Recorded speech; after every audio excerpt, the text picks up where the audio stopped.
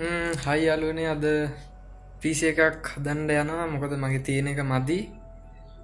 performance මදි සහ game ගහන්න ටිකක් අමාරුයි. ඒ හින්දා PC එකක් ගන්න යනවා. වීඩියෝ එක දාන්නම්.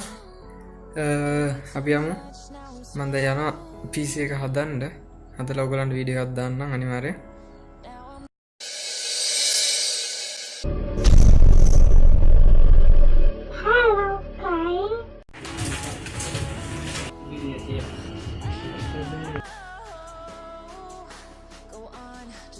අපි දැන් PC එක ගේන්න ගිහලා දැන් හදලා ඉවරයි. දැන් ගෙදරට ගෙනල්ලා තියෙන්නේ. අපේ අයියා වැඩ කරගෙන ඉන්නවා. අපි ගිහලා බලමු PC එක කොහොමද කියලා. අයියා අපේ වැඩ මගේ channel එක ආරවුස්ස බල ඉන්නවා.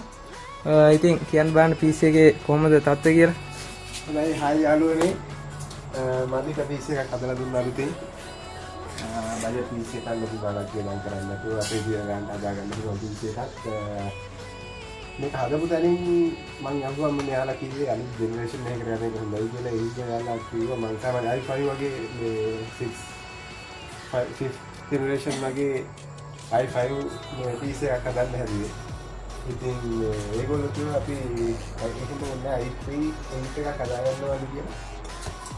i3 8 එකක් හැදුවා.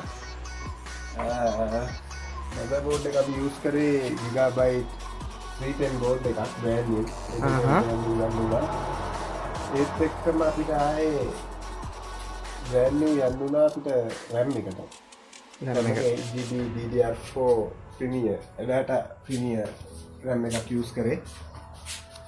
ඒකම අපේ මෙතන අපි use කරා ඊට පස්සේ performance up කරලා ගන්න SSD එක.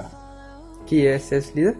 128 SSD එක use කරා. 128 performance up කරගන්න පුළුවන් කියලා. ඒකම 500 data hard එක use කරා storage වලට ඒක කරා use එකක් දැන්නේ. ඒකම තව කියන්න තියෙන්නේ 500 watt power supply එකක් use කරා gaming power supply එක. මොකද අපි මේකට install කරලා තියෙනවා 960 GTX 2GB card එකක්. ඒ card එකේ මේ 8 pin ඕන හින්දා gaming power supply එකක් use කරන්න ඕන. casing එක normal casing එකක් දෙන්නේ. අපි ඒක ටිකක් budget එකකින් බලපින්දා normal casing එකක් use කරලා දෙන්නේ. lights මොකුත් නැහැ. lights fan ඒවා මොකුත් නැතුව අපි ඉස්සරහට බලාපොරොත්තු වෙන වැඩේ අප්ග්‍රේඩ් කරලා ගන්න. MSI graphic card එක බලලා දකින්න ඇති 962GB high performance. ඉතින් මේ විදිහට තමයි පස්සේ තව ලොකුරු අනාගතයේදී මේකට අපි යූස් කරන්න බලාපොරොත්තු වෙනවා. අලුත් මොනිටර් එකක් ගන්න ඕනේ. IPS එකක් ගන්නවා. IPS මොනිටර් එකක් ගන්න බලාපොරොත්තු වෙනවා. ඒකම තව පොඩි පළ ගැලි වගේ තියෙනවා. ඒක ටිකක් එකතු කරගෙන channel එකේ වැඩ කටයුතු මේකේ කරලා මෙයාගේ අදිටිය කරගෙන යන්න දෙන්න බලාපොරොත්තු වෙන්නේ. එහෙනම් අපි මෙයාගේ තවත් වීඩියෝ එකකින් හම්බෙමු. මේ තමයි PC build එක. මට ඇත්තටම සාමාන්‍ය normal PC එකක් තිබ්බේ. ලොකු PC එකක් තිබ්බේ නෑ. ඉතින් ඉස්සරහට තවත් දැන් තියෙන එකත් normal තමයි. පාවිච්චි කරලා බලද්දි නමුත් අර තිබ්බ තත්ත්වයට වඩා ටිකක් ඉස්සරහට තියෙනවා.